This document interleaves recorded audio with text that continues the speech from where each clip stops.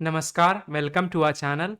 In this lecture, we will be discussing problems of GN Varman and our topic is limit. ये हमारा 8वां lecture है। अभी से पहले हम लोग पीछे 7 लेक्चर में करीब 315 तक प्रॉब्लम को डिस्कस कर चुके हैं। इस लेक्चर में हम लोग उससे आगे की प्रॉब्लम को डिस्कस करेंगे। तो चलिए शुरू करते हैं। ये बहुत ही फेयरली सिंपल प्रॉब्लम है। जीरो अगर हम डालेंगे, अगर एक्सटेंडिंग जीरो है तो लिमिट हमारा साइन जीरो कॉस जीरो यानी कि साइन जीरो यानी कि जीरो बाई जीरो फॉर्म है।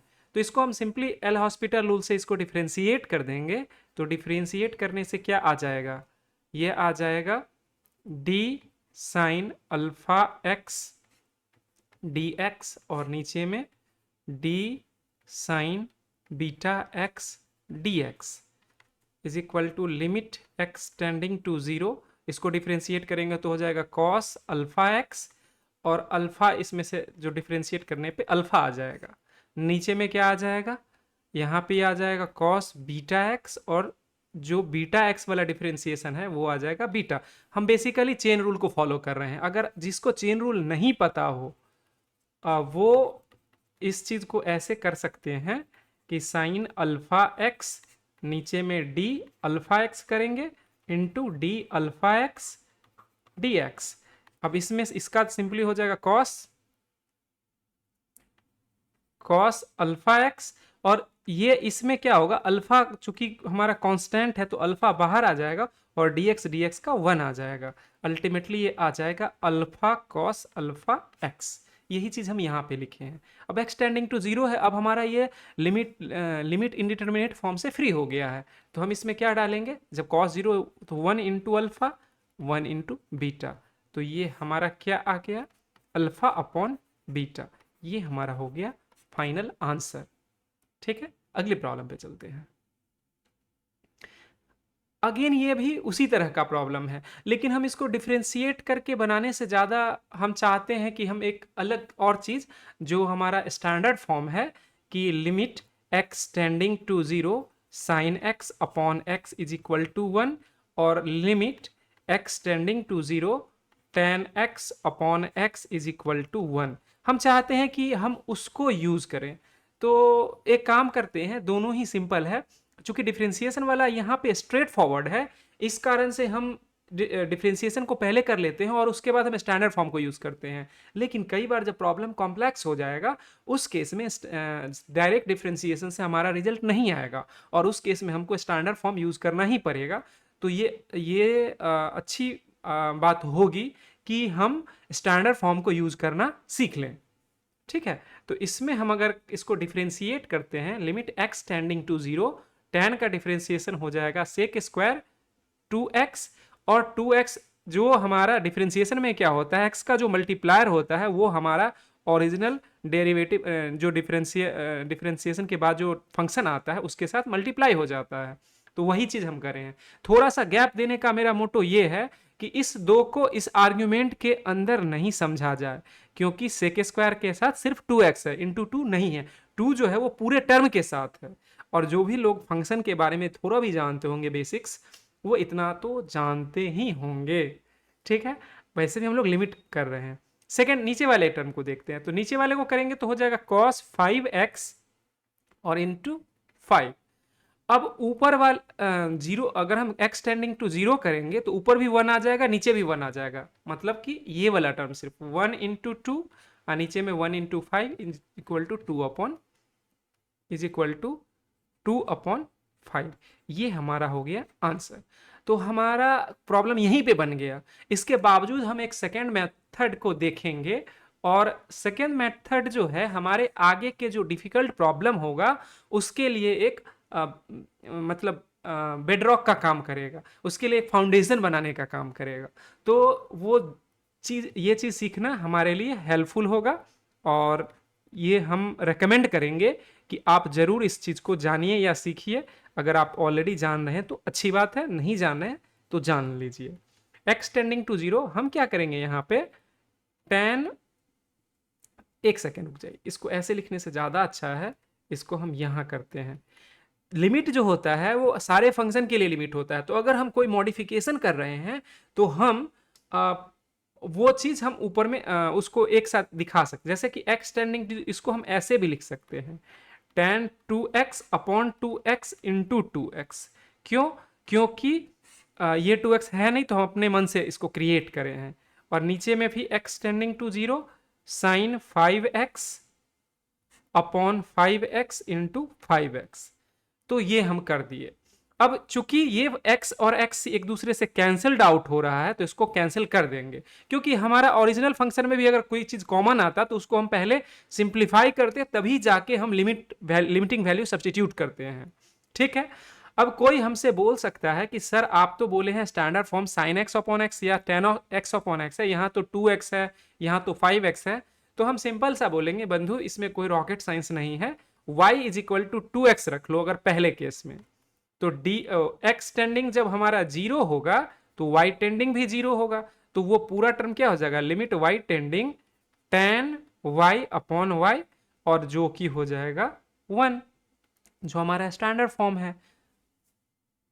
इसी तरीके से नीचे वाले टर्म में भी अगर हम कोई दूसरा वेरिएबल z मान लेते हैं, z is equal to 5x, तो वो z में कन्वर्ट होके वो भी standard form.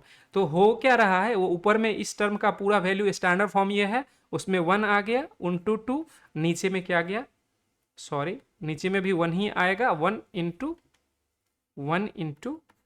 5 is equal to 2/5। ये हमारा हो गया आंसर। इसमें स्टैंडर्ड फॉर्म को यूज करने का जो आदत डालना है, ये बहुत हेल्पफुल है। जब भी प्रॉब्लम का कॉम्प्लेक्सिटी लेवल बढ़ेगा तो आपको स्टैंडर्ड फॉर्म की जरूरत पड़ेगी, और इसी एक्सरसाइज में एक ऐसा प्रॉब्लम दिखेगा आपको जिसको हम बना देंगे स्टैंडर्ड फॉर्म से, और आप उसको डिफरेंशिएशन से बनाइएगा होमवर्क के रूप में। ठीक है, अगले प्रॉब्लम पे चलते हैं। ये प्रॉब्लम पीछे वाले दोनों प्रॉब्लम से थोड़ा अच्छा प्रॉब्लम है, और इसमें ये अगेन रॉकेट साइंस टाइप का प्रॉब्लम नहीं है, अच्छा इन द सेंस कि इसमें कुछ सीखने को मिलेगा। ठीक है, तो मतलब कि रिपीटेटिव प्रॉब्लम नहीं है। जैसे जीएन वर्मन क्या करता है कि हमेशा वो एकदम कंसेप्ट बिल्डिंग के लिए एकदम बेसिक से शुरू करके एक एक स्टेप आपको चढ़ाते जाएगा, एक लेवल सिखाएगा, उसका 2-3 प्रॉब्लम प्रैक्टिस कराएगा, फिर अगले लेवल में जाएगा या अगले टाइप में जाएगा। तो समझ लीजिए ये एक अलग टाइप हो गया। पीछे वाला प्रॉब्लम जो था, सॉरी, पीछे वाला जो प्रॉब्लम था वो एक टाइप का था, ये भी उसी तरह का है, बट उसमें थोड़ा सा मॉडिफिकेशन है। अगर हम लिमिटिंग वैल्यू डालें तो ये भी 0/0 फॉर्म का है, तो हम चाहें तो इसको डिफरेंशिएट कर दें और इसको सॉल्व करें, लेकिन हम यहां रेकमेंड नहीं करेंगे डिफरेंशिएट करना। तो हम क्या करेंगे, limit x tending to 0 sine alpha to the power n, नीचे में हम क्या करेंगे, alpha to the power n से डिवाइड करेंगे, तो यहां पे भी बन जाएगा alpha to the power n। और एक स्टेप हम लिख लेते हैं बिना लिमिट के, उसके बाद हम करेंगे अल्फा, इसका पावर m है, हम नीचे में क्या करते हैं alpha to the power m, और इसको मल्टीप्लाई कर लेते हैं alpha to the power m से। अब इसको हम स्टैंडर्ड फॉर्म में लिख लेते हैं, तो हम दोनों ऊपर जगह नीचे दोनों जगह लिमिट लगा लेंगे। ये हो जाएगा sine alpha to the power n, alpha to the power n, और into alpha to the power n, और डिवाइडेड बाय लिमिट अल्फा, ये अल्फा है, सॉरी ये अल्फा है, ये भी अल्फा है। ठीक है, तो ये हमारा वेरिएबल अल्फा टेंडिंग 0, और ये क्या हो जाएगा साइन अल्फा अपॉन अल्फा इसका पावर m। हम चाहें तो लिमिट को इसके अंदर भी रख सकते हैं, या अगर जिसको कंफ्यूजन होता है हम उसको इसके लिए ऐसे लिख देते हैं, लिमिट इसके अंदर रख देते हैं, तो ये अब ज्यादा हमको स्टैंडर्ड फॉर्म जैसा दिख रहा है, और into alpha to the power m हो जाएगा। इसको हम एक बार और लिखेंगे। आप कहिएगा कि यहाँ पे हम एक बार और क्यों लिख रहे हैं, इससे ज्यादा क्लैरिटी के लिए हम ऐसा कर रहे हैं। तो हम दो चीज मान लेते, एक तो मानते हैं let y is equal to alpha to the power n, ये नहीं मानते हैं, ये मानने से हमारा नुकसान होगा। ये मानने से हमको ये स्टैंडर्ड फॉर्म में ज्यादा दिखेगा, लेकिन बाद में फिर अल्फा वाला टर्म जो बच रहा है उसके लिए कंफ्यूजन क्रिएट करेगा, तो वो हम नहीं करना चाहते हैं। तो हम क्या करते हैं कि हम सिंपली इसको इसमें जो जहां जहां अल्फा वाला टर्म है उसको लिमिटिंग वैल्यू के साथ लिख देते हैं, alpha to the power n, alpha to the power n upon limit alpha tending to 0 alpha sine alpha upon alpha whole का power m into limit alpha tending to 0 alpha to the power n minus m। ये वही चीज है जो हम बचपन में सीखे थे, x to the power m divided by x to the power n, तो x to the power m minus n होता था। ये हम एक्सपोनेंट एंड पावर का क्लास 9th वगैरह में इसका होता है, तो वहां का कंसेप्ट हम लोग को यहाँ भी आना चाहिए, और बहुत आता ही होगा, मान के चल रहे हैं। ये भी स्टैंडर्ड फॉर्म है। अगर हम इसको अल्फा को अगर y मान, alpha to the power n को y मान लेते हैं, तो साइन y अपॉन y, और अल्फा जीरो होगा तो y भी जीरो होगा, तो y टेंडिंग जीरो। तो हमारा स्टैंडर्ड फॉर्म से क्या आ गया, 1/1 into limiting value alpha tending zero alpha to the power n minus m। अब यहाँ पे प्रॉब्लम ये है कि हम इसको डायरेक्टली अल्फा का वैल्यू क्यों नहीं डाल देते हैं, उसका लॉजिक है। हम अगले पेज पे इसको चल लेके चलते हैं। हमारा लिमिट सिंप्लीफाई होके हो गया, limit alpha tending to zero alpha to the power n और alpha to the power m। अभी आप बोलिएगा कि अरे अभी तो आप यहाँ पे माइनस लिखे हुए थे, यहाँ पे अलग लिख दिए। कोई दिक्कत नहीं है, आप वैसे भी लिख सकते हैं, लेकिन हम यहाँ पे 3 केस डिड्यूस करने वाले हैं। जब हमारा n ग्रेटर देन m होगा, तो n माइनस m जो होगा वो ग्रेटर देन जीरो होगा, और ग्रेटर देन जीरो होगा तो अल्फा का power some positive quantity, positive integer, again वहां पे लिखा हुआ है कि अल्फा और beta, alpha and beta are positive integers, तो उसका जो डिफरेंस होगा वो पॉजिटिव टर्म होगा, और चूंकि इंटीजर का डिफरेंस है तो ऑब्वियसली इंटीजर ही आएगा। तो हम इसको लिख सकते हैं केस 1 के लिए, ये लिमिट जो हो जाएगा वो हो जाएगा limit alpha tending to zero alpha to the power some positive integer, और अल्फा जब जीरो टेंड करेगा उसके पावर जब पॉजिटिव इंटीजर आएगा तो ये क्या हो जाएगा, जीरो हो जाएगा। ठीक है, अब हम अपना दूसरा केस लेते हैं, केस नंबर 2। केस नंबर 2, जब हमारा n is equal to m होगा तो हमारा लिमिट क्या हो जाएगा, alpha tending to zero alpha to the, हम अगर दोनों बराबर है, n is equal to m है, तो हम दोनों जगह या तो n लिख देंगे या m लिख देंगे, दोनों ही सही है। ये कैंसिल होके 1 आ गया, तो इसका आंसर क्या आ गया, 1 आ गया। इसमें और कुछ करना था नहीं। तीसरा केस देख लेते हैं। तीसरा केस में अगर ये n जो है वो लेस देन m होगा, इसका मतलब n माइनस m जो होगा लेस देन जीरो होगा, तो हम क्या कर सकते हैं, limit alpha tending to zero, और ये ऊपर में अगर हम ऐसे लिखेंगे अल्फा टू दी पावर, तो यहां पर हमको लिखना पड़ेगा निगेटिव इंटीजर, या इसी को अगर हम ऐसे लिखें कि हम ऊपर ना लाके हम इसको नीचे लिखते हैं alpha to the power positive integer, क्योंकि पावर जब हमारा पॉजिटिव हो तो हम किसी भी टर्म के एक्चुअल नेचर को हम जान सकते हैं। तो हम इसमें वैल्यू जब सब्सटीट्यूट करेंगे तो नीचे में जीरो आ जाएगा, 1/0, और ये इन्फिनिटी आ जाएगा। तो हमारा तीनों केस का आंसर आ गया। एक आंसर आ गया हमारा जीरो जब ये alpha greater than n greater than m हो, जब दोनों ही बराबर हो तो हमारा वैल्यू का आया 1, और जब हमारा n लेस देन m हो, यानी m जब ग्रेटर हो तो नीचे वाला टर्म बड़ा हो जाएगा, और जब 1/0 आएगा तो उससे इन्फिनिटी आ जाएगा। तो यही चीज हमको इसमें सीखने को मिला है, और इसीलिए ये बाकी पीछे वाले प्रॉब्लम से थोड़ा सा अलग है। ठीक है, अगले प्रॉब्लम पे चलते हैं।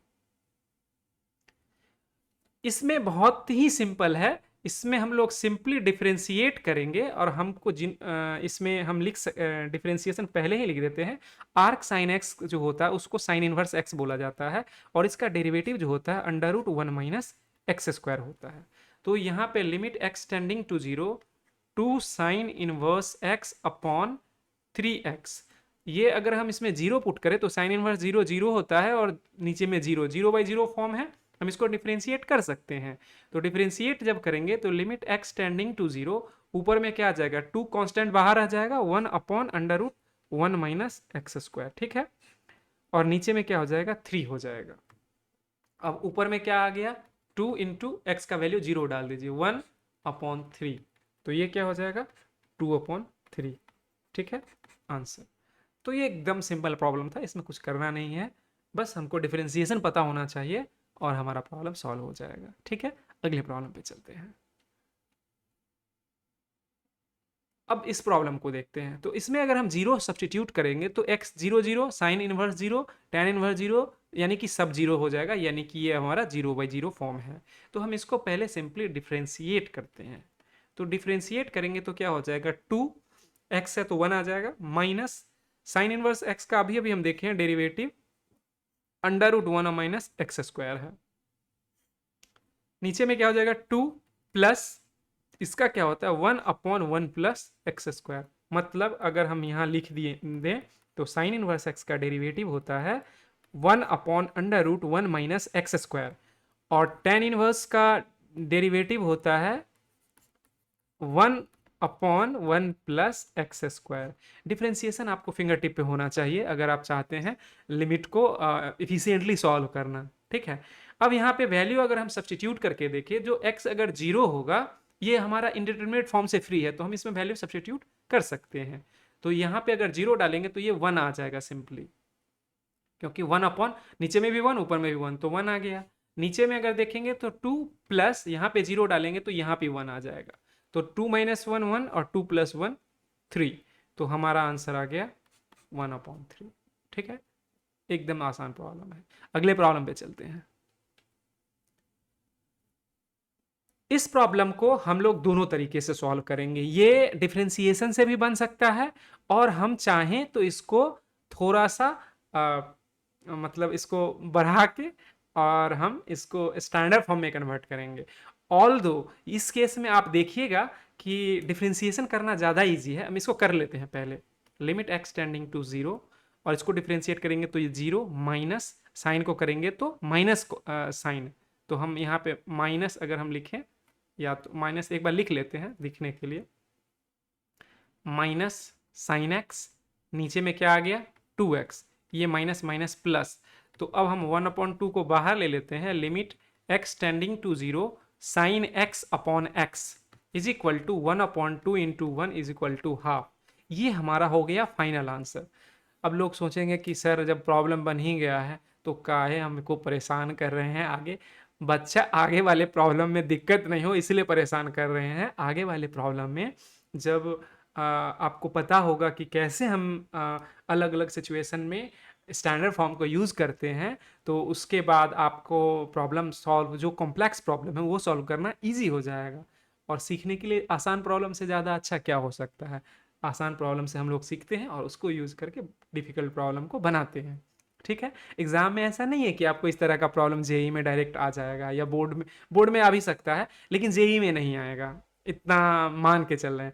तो लेकिन जो हमारा जो कंसेप्ट का जो बिल्डिंग ब्लॉक्स है वो यही है। उसमें कोई रॉकेट साइंस नहीं रहता है, वो कोई ऐसा चीज़ नहीं रहता है जो एक फंडामेंटल चीज़ से जुड़ा हुआ नहीं हो।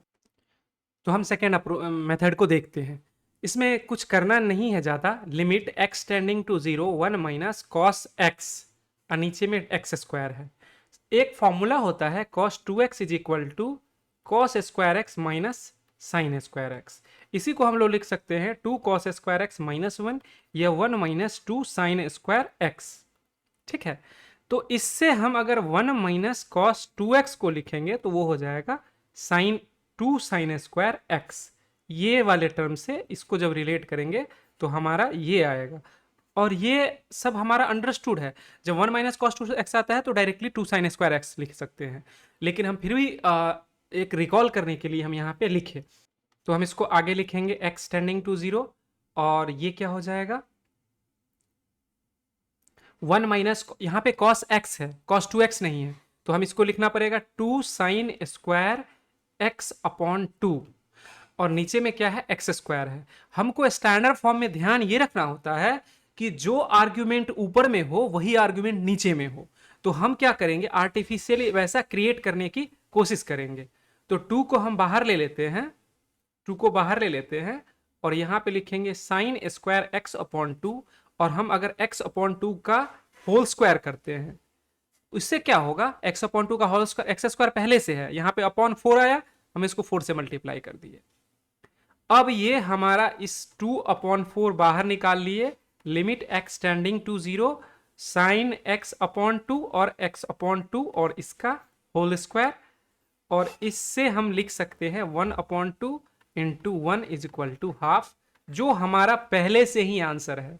तो इतना मेहनत करने का ये है कि आगे जब हमको ऐसा सिचुएशन आएगा तो हमको ये अरेंज करने आना चाहिए कि हमारा स्टैंडर्ड फॉर्म जो है कैसे यूज हो रहा है, कि limit x tending to 0 sine x upon x is equal to 1, ये x है, ठीक है, ये भी x है। तो इसी को हम लोग यूज करें, ठीक है। अगले प्रॉब्लम पे चलते हैं।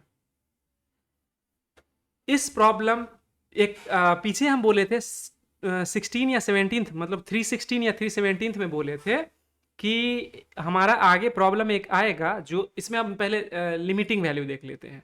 तो लिमिटिंग वैल्यू डालेंगे तो 1 - 1 0 और ये 0 0 बाई 0 फॉर्म है, तो इसको डिफ्रेंशिएट करते हैं सिंपली।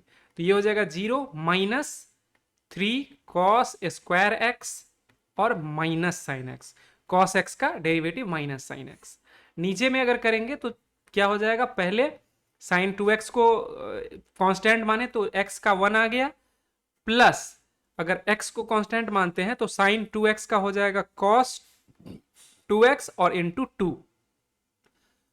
अब अगर हम इसको देखें तो अभी भी ये 0 बाई 0 फॉर्म में है, लेकिन अभी हम अगर इसको डिफ्रेंशिएट करेंगे तो ये हमारा प्रॉब्लम बढ़ेगा। तो उससे अच्छा है कि हम कुछ दिमाग लगाएं और हम इसको स्टैंडर्ड फॉर्म यूज करके हम इसको सिंप्लीफाई करें। तो अगर हम देखेंगे, हम ऊपर नीचे अगर x से डिवाइड कर दे, हमारा प्रॉब्लम किस चीज से हो रहा है, प्रॉब्लम हो रहा है हमारा साइन x वाले टर्म से या इस x से। ये इस चीज को दूर करने के लिए हम क्या करें, ऊपर नीचे x से डिवाइड कर दिए। तो ऊपर नीचे अगर x से डिवाइड करेंगे तो cos स्क्वायर x और ये हो जाएगा साइन x अपॉन x, नीचे में क्या हो जाएगा साइन 2x अपॉन x और ये हो जाएगा 2 cos 2x।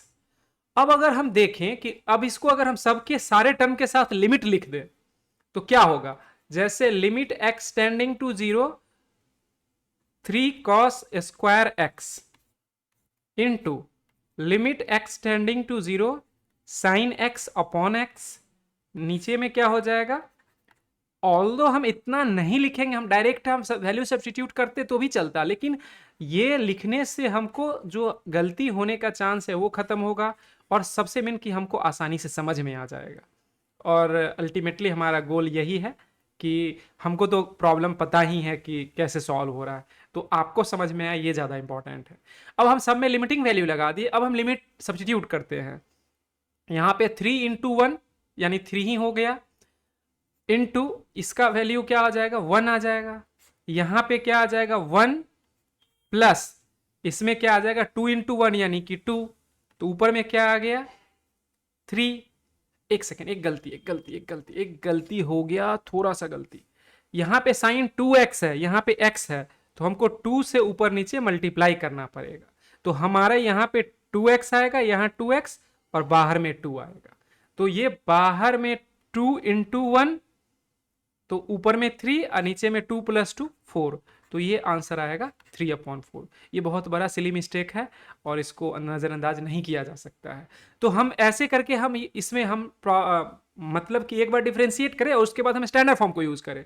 डिफ्रेंशिएशन से भी प्रॉब्लम बन जाएगा, लेकिन प्रॉब्लम का कॉम्प्लेक्सिटी बढ़ जाएगा। ये आपके लिए होमवर्क रहा, आप डिफ्रेंशिएशन से बना के हमारे टेलीग्राम चैनल में, या आप एटलीस्ट ये बता दीजिए कि आप बना लिए यहाँ यूट्यूब के ही कमेंट सेक्शन में। अगर आप सॉल्यूशन कर लेते हैं तो टेलीग्राम पे हमको भेज सकते हैं, हम देखना चाहेंगे कि आप लोग कर पा रहे हैं कि नहीं कर पा रहे हैं। ठीक है, अगले प्रॉब्लम पे चलते हैं। ये फेयरली सिंपल प्रॉब्लम है, इसको बस 1 - cos अल्फा, पीछे हम चूंकि ये डिस्कस कर चुके हैं तो हम इसको डायरेक्टली लिख देते हैं 2 sin स्क्वायर अल्फा अपॉन 2। बस इस चीज को अगर हम लिखेंगे alpha tending to 0 tan alpha upon यहां पे क्या आ जाएगा क्यूब रूट और अंदर में क्या है 2 sin square alpha sin square alpha upon 2 और इसका है क्या होल स्क्वायर। इसको एक स्टेप और लिखते हैं तो limit alpha tending to 0 tan alpha upon नीचे में क्या आ जाएगा, 2 का पावर 2 का स्क्वायर है, यानी कि 2 का पावर 2/3 हम लिख सकते हैं। 2 को अगर बाहर निकाले तो यहाँ पे ये पावर है और ये, अगर ऐसे नहीं समझ में आ रहा तो 2 स्क्वायर और इसका क्यूब रूट, इसको हम लिख देंगे डायरेक्ट 2 का पावर 2/3, या इसी चीज को हम 2 का पावर 2/3 भी लिख सकते हैं, या 4 का पावर 1/3 भी लिख सकते हैं, जो कॉन्वीनियंट आपको लगे लिख देना है। वैसे इसकी जरूरत नहीं पड़ने वाली है। और क्या बचेगा, साइन का पावर 2 पहले से है और ये 2 तो 4, तो साइन का पावर क्या हो जाएगा 4/3 अल्फा अपॉन 2। अब हमको देखना क्या है कि हम इसमें अल्फा कैसे हम अरेंज करते हैं। तो हम क्या करेंगे, tan alpha upon alpha into alpha, ये यहाँ पे ये tan अल्फा है।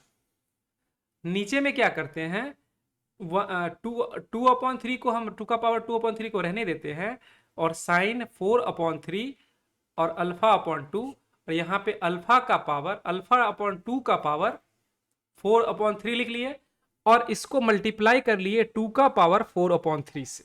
क्यों, क्योंकि अल्फा अपॉन 2 करे हैं और 4/3 है, तो उसको जब हम 2 से मल्टीप्लाई करेंगे तो नीचे वाला टर्म कैंसिल हो जाएगा। और हमको अल्फा नहीं, हमको अल्फा भी चाहिए, तो एक काम करते, इतना करने से जरूरत नहीं है, हम अल्फा अपॉन 2 का पावर 4/3 कर लेते हैं। ठीक है, अब हमारा सारा चीज अरेंज हो रहा है, उसमें एक चीज खाली सिर्फ ये दिक्कत हो रहा है, यहां के बाद अगर हम लिखे तो limit alpha tending to 0 tan alpha upon alpha, ये हमारा स्टैंडर्ड फॉर्म में आ गया। नीचे में अगर लिखें तो लिमिट अल्फा टेंडिंग टू 0 और साइन अल्फा अपॉन 2 और होल का पावर 4/3, तो ये भी स्टैंडर्ड फॉर्म में आ गया। तो हमारा जो कांस्टेंट वगैरह टर्म वाला है वो क्या है, तो 2 का पावर 4/3 अपॉन 2 का पावर 2/3 एक चीज आया कांस्टेंट, और दूसरा अल्फा जो है ऊपर में अल्फा है और नीचे में अल्फा का पावर 4/3 है। इससे इसको कट करेंगे तो ये बचेगा 1/3, 4/3 में से एक घटेगा तो 1/4 माइनस 3/3 जो कि है हमारा 1/3।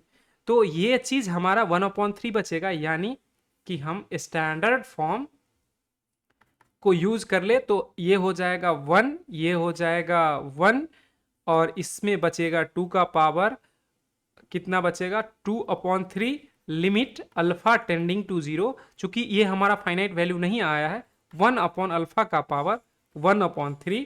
अब अगर हम अल्फा का वैल्यू 0 सब्सटीट्यूट करते हैं तो क्या हो जाएगा, ऊपर में आ जाएगा 2 का पावर 2/3/0, जिससे हमारा क्या आ जाएगा, इन्फिनिटी आ जाएगा। तो ये हमारा हो गया फाइनल आंसर। थोड़ा सा कैलकुलेशन है, लेकिन प्रॉब्लम एकदम फेयरली सिंपल है। ठीक है, अगले प्रॉब्लम पे चलते हैं। ये एकदम ही सिंपल प्रॉब्लम है, इसमें ज़्यादा मेहनत करने की जरूरत, लिमिट एक्स टेंडिंग टू 0, अगर हम ऊपर डिफ्रेंशिएट करें तो 0 प्लस कॉस एक्स, और ये minus minus plus sine x, और ऊपर में नीचे में करें तो ये हो जाएगा 0 minus cos x plus sine x. इसका कॉस एक्स का माइनस साइन एक्स होता है, दोनों में माइनस है तो दोनों प्लस हो गया, साइन में प्लस के लिए प्लस, साइन में साइन एक्स का कॉस एक्स होता है। अब अगर हम लिमिटिंग वैल्यू डालते हैं तो देखिए, लिमिटिंग वैल्यू डालने से हमारा प्रॉब्लम सॉल्व हो जाएगा।